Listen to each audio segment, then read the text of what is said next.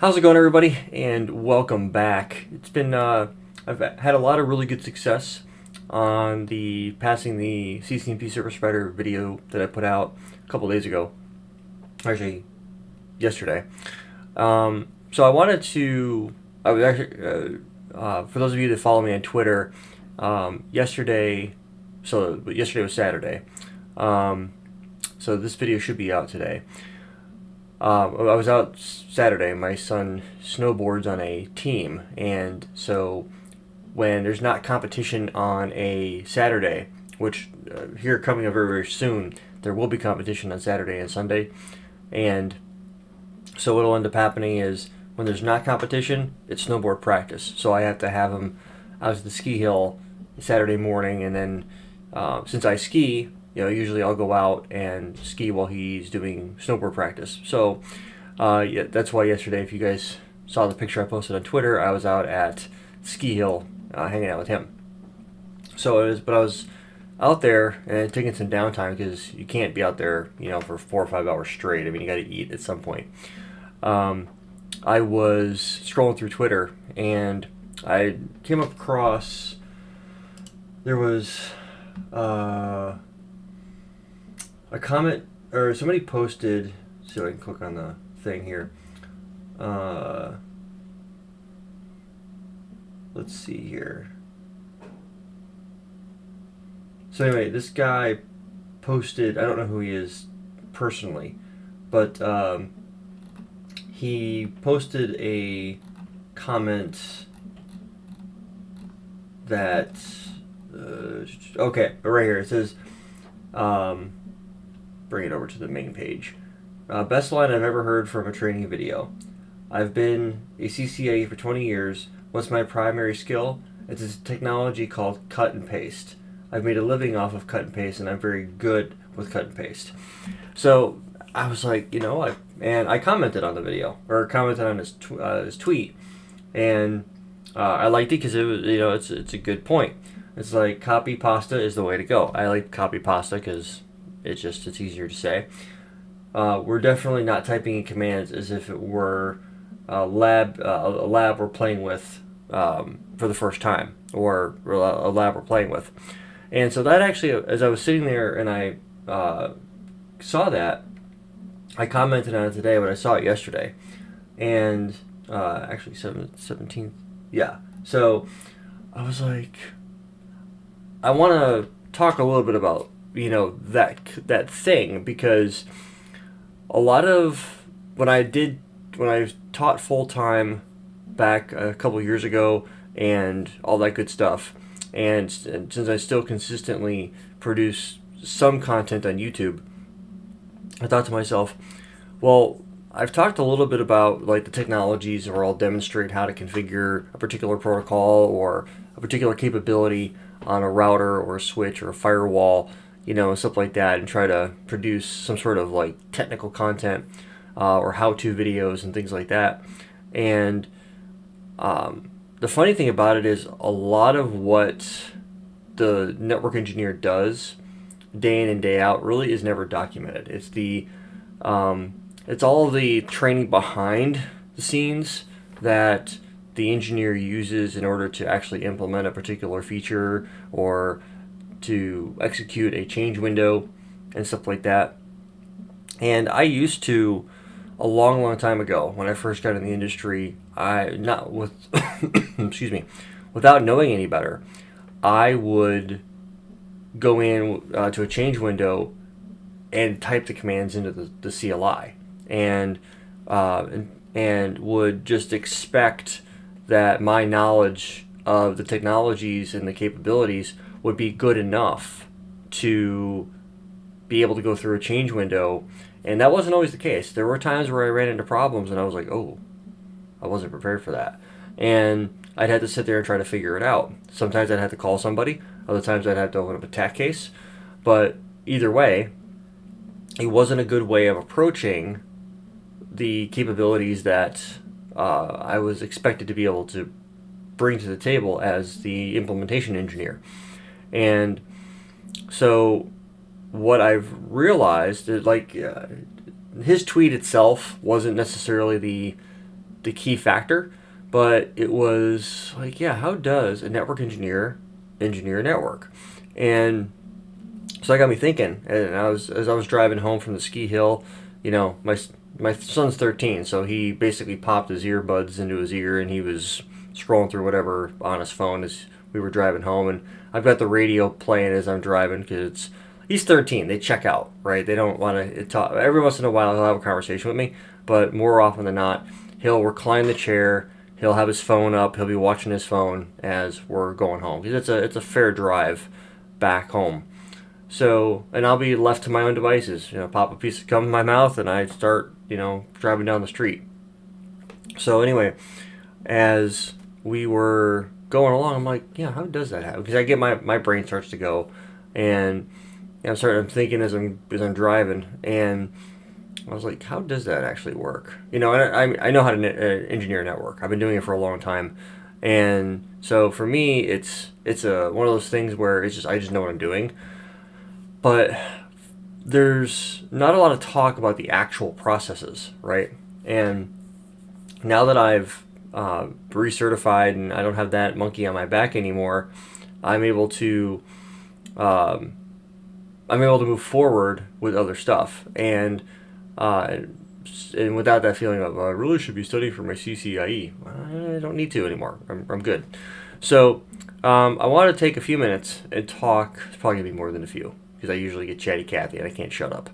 But so anyway, I thought it would be a good idea just to talk at a high level about how the engineer or how a network engineer can take a project from basically nothing to something and then beyond, and how that would work. So let me go ahead and I'm going to change to another screen. I've actually pulled up learning.o'reilly.com. So basically Safari Books online, O'Reilly Media. And I did a search for PPDIOO. So prepare, plan, design, implement, operate, optimize. The Cisco Lifecycle Network, or the network lifecycle, and how you get any environment from where it is or isn't to where you want it to be. And so let's talk a little bit about that. Okay, so one of the first things, actually, let me adjust the audio here real quick. Okay, so let me talk a little bit about the PPDIOO network lifecycle. Now, this is something that, excuse me, I've used for years, and it's something that you also should be using on a pretty regular basis when it comes down to how the network is built and operates and all that type of stuff that goes along with that. So what do I mean by PPDIOO? Well, PPDIOO is just a easy way, I think they call it a mnemonic. But anyway, it's how you go through the life cycle of a network. So from start to finish of a project and then beyond. And let me talk a little bit about that real quick before I get into the specifics. So this is applicable to networks where you are starting from scratch, meaning there is nothing already there. It's a greenfield deployment. You're putting hardware in place for something that does not exist today, and then you're going to be adding systems to it as time goes up by.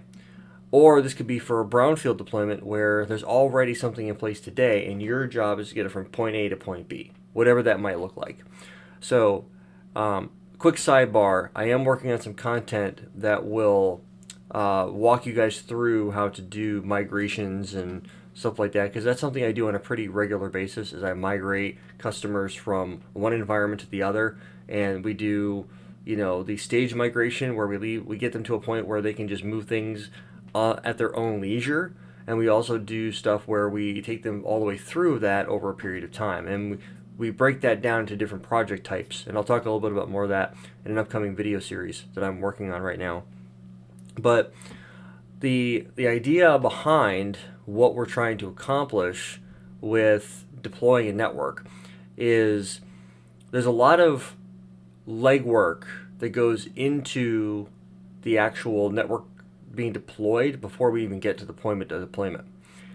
The So I'm trying to think of a good way to put this. So the actual heavy lifting is only 20%, right? The actual implementation is 20%.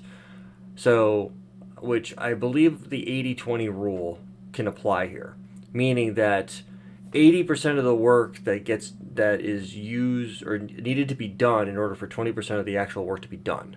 So, meaning that you spend 80% of your time getting ready for the key piece of your 20% of your actual effort. So, you spend, let's say, you take a regular 40-hour week.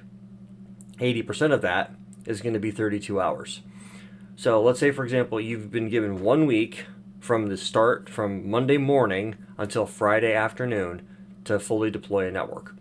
Now, that might sound like a big undertaking, and depending on the size of the implementation and the complexity, it could be. But let's just keep it real simple so that everybody can go through and follow along with this. So I'm assuming that some of you that are going to watch this are, maybe a CCNA or working on your CCNA, or some of you might be a senior level guy like myself or gal, and you might have a decade of experience and okay, let's get into it. So the first thing you're going to need to do when you're handed the project is find out as much about what needs to be done as you can. Not the technical specifics. We're not talking about the port level configuration of what's going to be done. You're looking at it at a high level. So the high level design, the HLD, is going to be, what type of equipment are you working with? What's going to get deployed? Where's it going to be deployed? What are the requirements? What are the constraints? Things like that. And where's the hardware going to go? Is the hardware even here yet? Things like that. So is this an existing deployment that I need to move over to newer hardware? Sometimes that's a piece of cake. Sometimes it lines up perfectly where you're going from 3 48-port Cisco 3750 switches that are just, they've finally gotten around to doing a network upgrade. Or it could be, and you're migrating to a pair of, say, Cat 9K switches that are 48 ports, and the configuration staying the same. Like nothing's changing. You're just going to newer hardware, and it makes it really, really easy. All you have to do is basically take the existing configuration and change the interface nomenclature over to the new interface types. So say gig 1/1, it will now be gig 1/0/1, for example. And then all your job is to do is take that config and copy and paste it into the new hardware. Usually pretty simple. Those are usually cake network migrations. When nothing is changing, you're just doing a hardware upgrade. Pretty simple stuff. It's when you get into the more advanced topologies and the more advanced migration where you're leaving them in a migration stage, and you might have to come back at a later point in time and do more work. Those get a little bit more interesting. So your goal is when you first get the project and you're handed to it. I work for a partner, so a lot of times I'm able to look at two different things. I'm able to look at the statement of work, what was sold to the customer, and the service brief. What exactly is it that the customer is looking to do? And a lot of times it's just a couple bullet points, but at least it gives me enough information to go off of to where I can sit down for half an hour, 45 minutes in Microsoft OneNote, and I can jot down a bunch of questions. And then from that, I can start to extrapolate by asking them questions what information it is that's pertinent. So let me go ahead and scroll down here a little bit. So the very first thing with prepare is establishes organization and business requirements, develops a network strategy, and proposes a high-level conceptual architecture to support the strategy. Technologies that support architecture are defined. This phase creates a business case to establish a financial justification for a network strategy. Oftentimes, where you're getting into the financial piece, that's already been figured out. Like the customer's already got a budget of, let's say, $100,000 to do whatever work they're trying to do. And it varies widely from one customer to the other. Sometimes I'm walking in a $25,000 project. Other times I'm walking in a $250,000 project. So how much the project was sold for, to me, I really don't care. Never have, never will. What I do care about is what is it that I am on the hook for and responsible for implementing, because then that's going to be a reflection of me as an engineer when I get done. So I look at that as a whole to try to understand the details. And from there, I'm going to start trying to ask questions on what it might be. What are those questions? It varies per project. Now, if it's doing, say, a particular technology that I'm really familiar with, like if I'm doing a routing migration, I'm going to ask specific questions towards that. I mainly work in the data center world now, where I deal with Cisco Nexus switches. I deal with VMware NSX, stuff like that. So I deal with a lot of data center class switches nowadays. So one of the things that I've done quite a bit is I've migrated from the old legacy Nexus 7K, 5K, 2K design, and I've married that over to all Nexus 9Ks. Sometimes we're dealing with the old-fashioned collapse core. You got core distribution access, and I need to marry that over to a spine leaf design. So there are different ways that we can look at that and how that would come into play, but at a high level, for the most part, it's pretty straightforward when you get into the specifics. Now, the plan phase is going to be, move my mic a little out of the way, identifies network requirements based on goals, facilities, and user needs. This phase characterizes sites and assesses the network, performs any gap analysis against best practice architectures, and looks at the operational environment. A project plan is developed to manage the task, responsible parties, milestones, resources to do the design and implementation. The project plan aligns with the scope, cost, and resource parameters established with the original business requirements.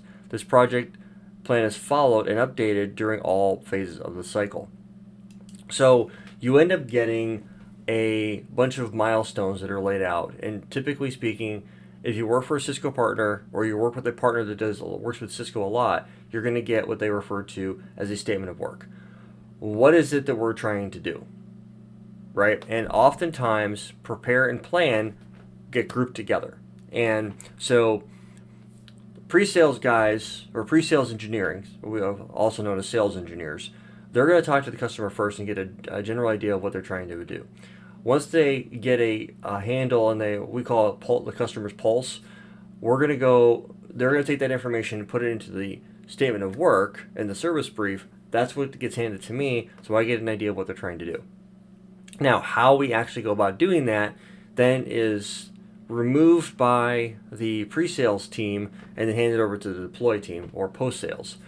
And my job is to talk to the customer and kind of re-interview them a little bit, figure out what they're trying to do, and then I can go ahead and come up with a game plan of how that would come into play.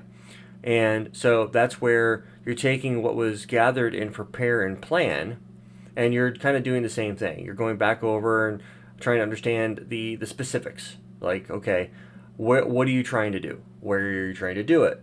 What is your time frame for this? What do your downtime windows look like? How many hours can we get in a change window? How many change windows do you think you can get between now and, say, the next 60 days? So, are we looking at early morning hours? Are we looking at weekends? What does that look like? Because you want to you're trying to figure this out for how much downtime is going to be required, how much of an impact of the technology we're trying to implement is actually going to affect the customer, so on and so forth. How much how many off hours am I going to have to give up of my personal time to make this happen? So because then you've got your normal 40-hour work week, right?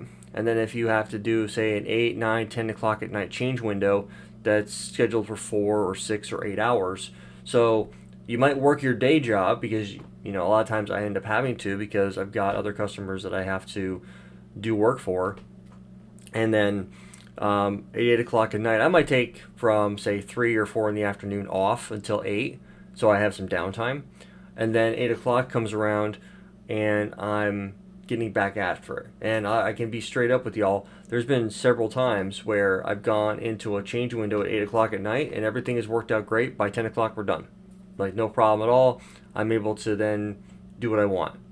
There's been other change windows where I've walked in the call at 8 o'clock at night, and I don't get off the call till 4 o'clock in the morning, and we spent 5 or 6 hours troubleshooting, where we've had to call TAC and open up a 7-1 case, or we've had, different issues have popped off where we've had to just handle the situation and bring more resources onto the call to see what we can do to fix it. So change windows don't always go as planned, even when you've done as much preparing and preparation as you can up to that point. Now let's talk a little bit about design. Now design is going to take what was understood and learned from prepare and plan, and it's going to be bundled together, and this is what's going to build your high level design. So your high level design is going to be the network design developed based off the technical and business requirements obtained from the previous phases. The network design specification is a comprehensive detailed design that meets current business and technical requirements. It provides high availability, reliability, security, scalability, and performance. The design includes network diagrams and an equipment list.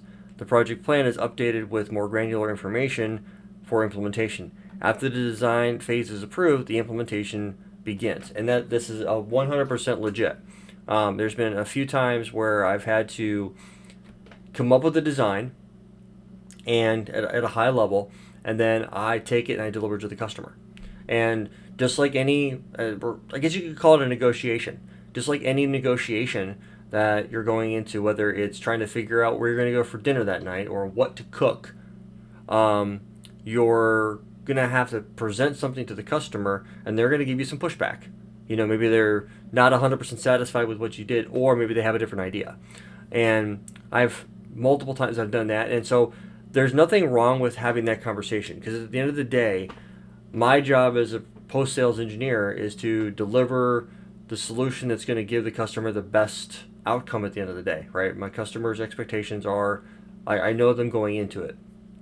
So I've had that a few times where I've had to here's the information that I've been given, and this is what I think we should do. This to me lines up and makes sense. And then I actually this happened a few weeks ago now, but I had a customer that we had some issues in their network, and we're sitting on currently in a backup scenario is their current primary deployment, and because the primary way of doing things wasn't working the way we expected them to. So we dove into those details, figured out what was going on. I presented a solution. They were like, I don't really want to do that. I'm like, okay, cool. Well, there's other ways to skin that cat. So we're going to go ahead, and they said, well, what if we do this? What if we do that? I'm like, okay, those would both work technically, but there's also a third option of doing this over here. So we went through, and my job then is to take what we came up with in the design phase from prepare and plan, circle back. I don't want to say technically go back to the drawing board, but look at it from a little bit of a different perspective, which is always good. The more heads you have in the game, the better outcome you're going to get. So what ended up happening was we brought all four back to them. I think it was a few days later. I had spun up a lab to test out all four different options, and I explained my way through each one of them. And I said, okay, if you're asking me what I would do, I'm going to go with this option here. And they were in agreement right away, because they seemed it was the best one. It was the least invasive. It gave them the best possibility for success. So they took what I wrote up, and they took what I explained back to the business, because remember, I'm third party. They took it, they sold it upstream. They came back to us, and we have a game plan to do some changes here in the near future. So that's all design, right? Even though from an implementation perspective, it's a really easy deployment for me. It's just a matter of taking what I do. And now what's cool about this is the deployment is already done from a testing perspective, meaning that when I was going through prepare, plan, and design, I was taking all that information and I was building it out. I'd already built out the lab. I'd already built out the configuration. I already knew what to do, where to do it, and all the configurations, all the show commands, all the verification steps, all of that stuff was already figured out. So all that stuff is done, right? Implementation phase has to be done yet, but the details of that are already figured out. That's why I said 80% of the work is done before the 20% of the 20% that you actually of the time that's actually used for implementation. That piece, that 20%, is already figured out in the other 80, right? So we have prepare, plan, and design is used to get you to the implementation, and so you shouldn't be at the last minute having to type out commands. I mean, I'm sure there will be a few here and there that I'll have to type in, but for the bulk of it, it's a copy and paste. You're taking an already known good configuration and you're making a few adjustments to it. And then you're copying and pasting it into the new equipment to get the new equipment online. That's what we're doing. And we're following best practice. We're following what a bunch of other customers that I work with are doing on a regular basis. So, the implementation phase. New equipment is installed and configured according to design specifications to implement in the implement phase. New devices replace or augment the existing infrastructure. The project plan is followed during this phase. Planned network changes should be communicated in change control meetings with necessary approvals to proceed. Each step in the implementation should include a description, detailed implementation guidelines, estimated time to implement, rollback steps in case of a failure, and any other reference information. As changes are implemented, they are also tested before moving to the operate phase. And this is exactly the way you would expect to do it.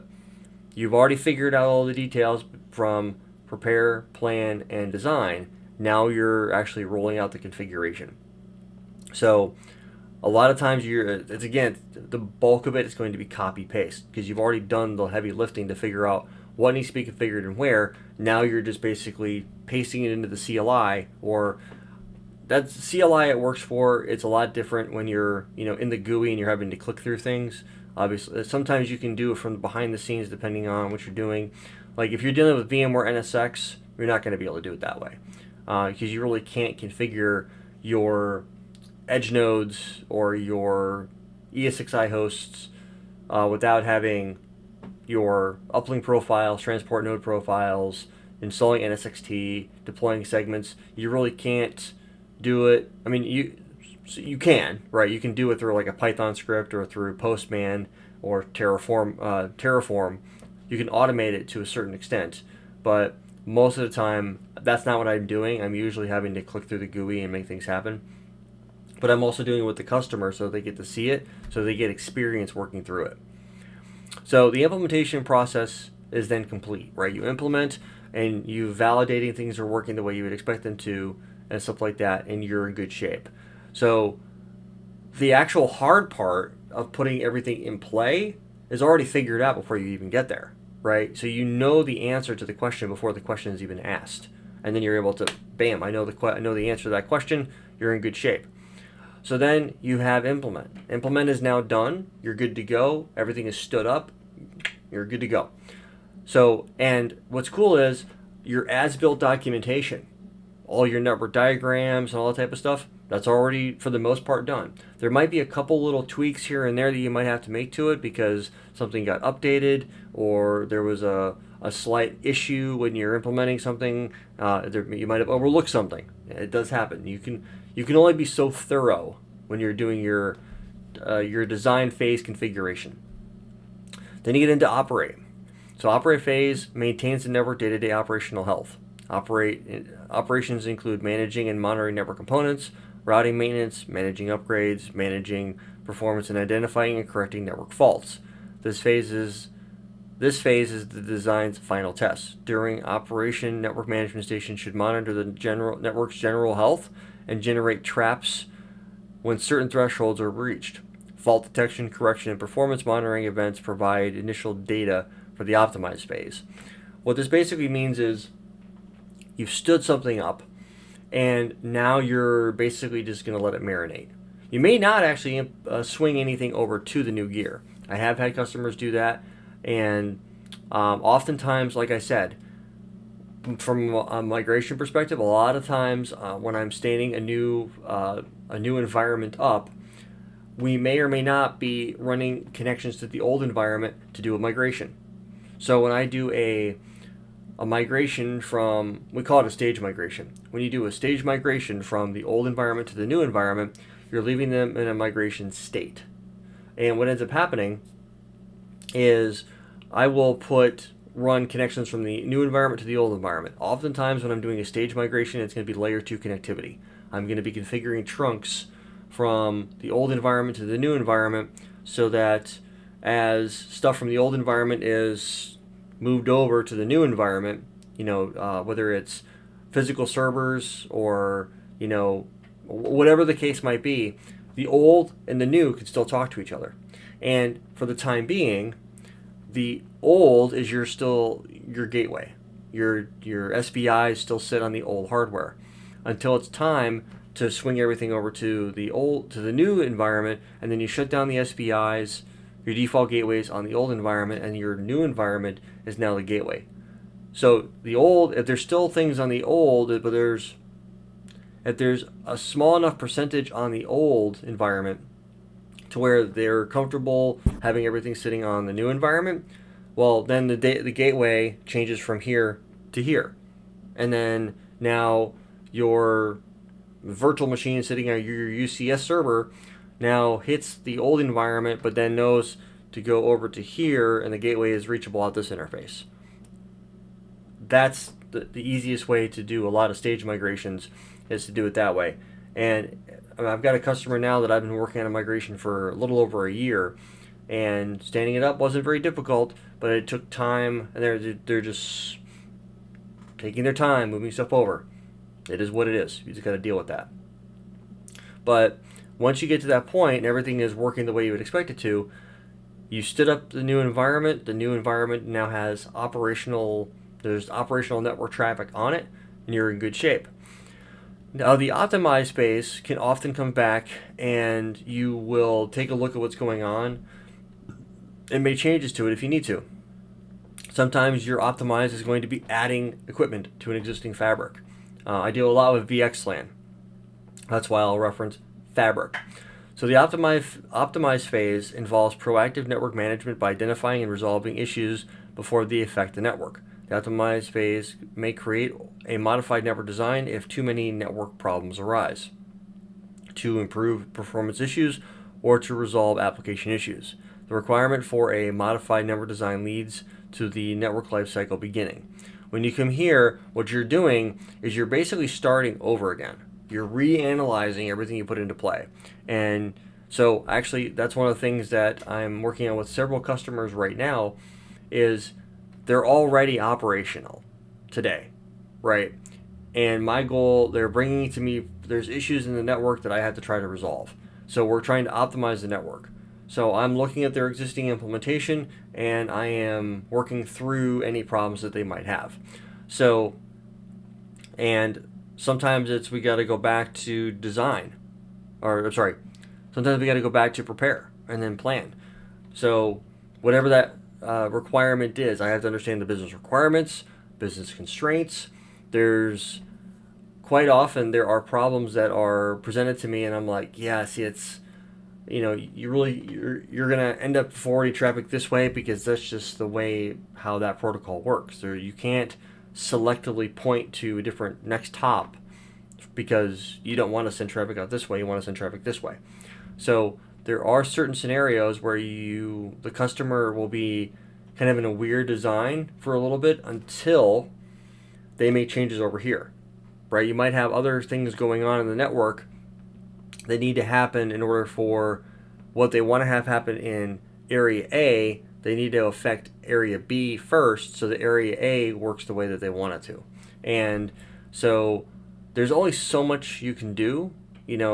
Sometimes customer requirements need to be pushed back upon, even though it's like, I'd love to be able to fix this for you. And if we weren't dealing with this particular technology, I'd say yes, all day long we'd be able to do that. But because we're dealing with this particular technology, you really can't do what you want to do.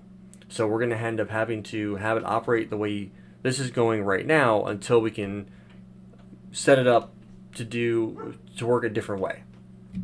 So there's a lot of things that do come into play with the operations piece and the optimization piece, because what you don't want to do is you don't want to come up with an optimization to the network that's going to break the way the network operates.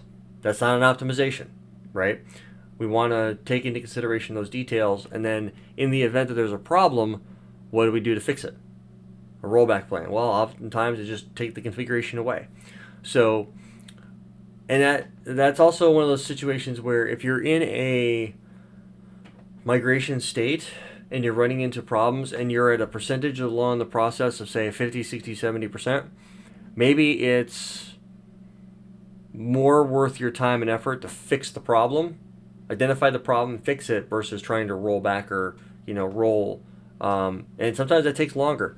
I remember a very specific deployment that I was working on a while back. I think it's been about a year now, where we were doing a very large migration, and as I was going through the migration piece, the customer ended up, we ran into significant problems about 8 o'clock at night, and we had been on for about 12 hours at that point, and I ended up, I'm like, well, it's kind of an all or nothing kind of deal, right? Now, it wasn't, we really couldn't do a migration, like a stage migration. It was kind of a flash cut.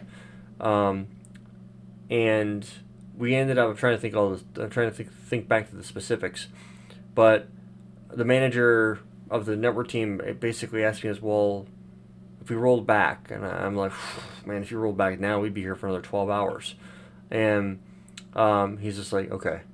And I was like, to me, does it make sense to roll back? I said, we're already this far along. We might as well just continue pushing through the problems, fix them as they come. I said, there's problems we're running into nobody expected to see. And there's nothing that I could have done or you could have done to combat them. It's just that, okay, a fire starts over here, gotta throw resources at the problem to try to fix it.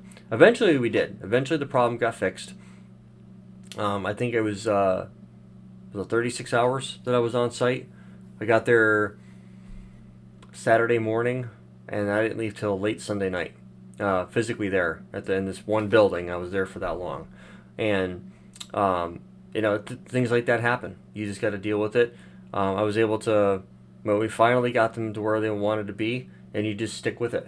That's really what it comes down to. And once it was all said and done, customer was happy, but they asked if there was anything that we could have done differently, and I'm like, not really. I'm like, the issues that we ran into were, for the majority of the time, were unforeseen.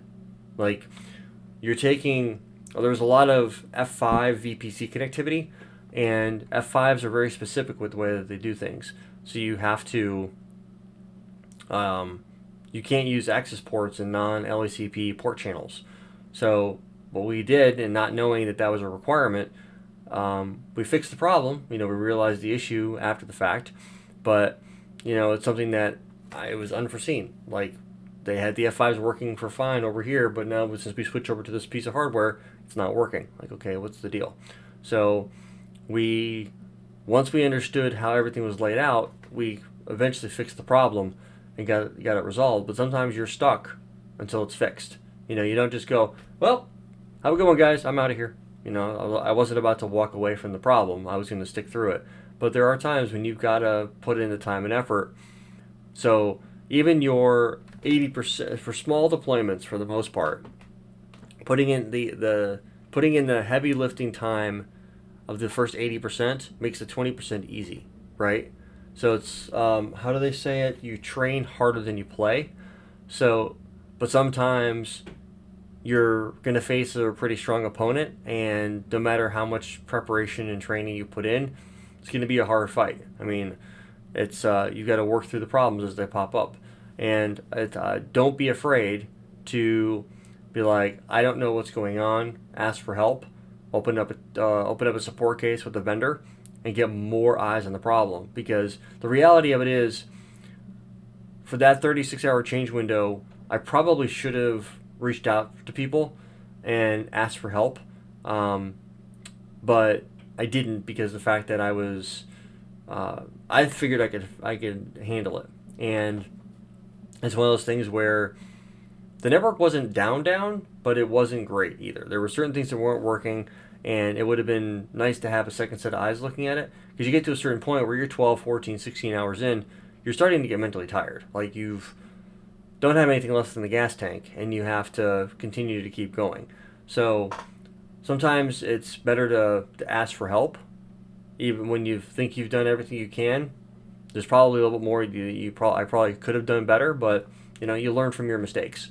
So But anyway, that's pretty much what I want to talk about in this video, because I think it's important to understand the details for that. And if you're still watching this video at the 40-minute marker, I do appreciate your commitment to watching this video. I am working on some content around real-world network engineering that I want to come out with, specifically all of the majority of the VXLAN stuff that I've done, in production. I want to create some content around it, and I also want to do a bunch of other content around Nexus dashboard and controller-based VXLAN fabrics and NSX and stuff like that. So stay tuned for that, and I will see all of you guys in the next video. Thanks so much for stopping by, and I'll catch all you guys later. Have a good one.